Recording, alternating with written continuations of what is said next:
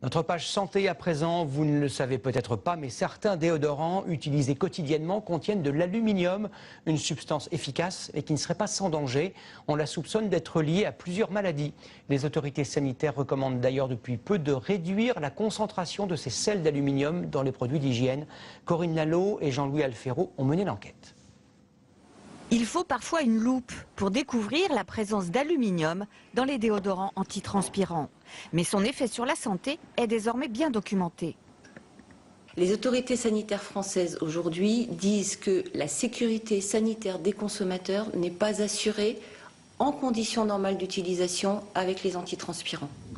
Les sels d'aluminium ont pour fonction d'empêcher la transpiration, mais le problème, c'est qu'ils pénètrent dans l'organisme. Ce sont les docteurs Guillard et Pinault qui l'ont démontré grâce à cette salle blanche de l'hôpital de Poitiers. La découverte s'est faite avec le cas d'une femme qui souffrait d'une grande fatigue sans savoir pourquoi. Cette femme utilisait un antiperspirant tous les jours, elle l'a utilisé pendant 4 ans. On s'est aperçu que l'aluminium était extrêmement élevé dans le sang, extrêmement élevé par rapport à un être humain normal. Et on lui a dit d'arrêter les antiperspirants.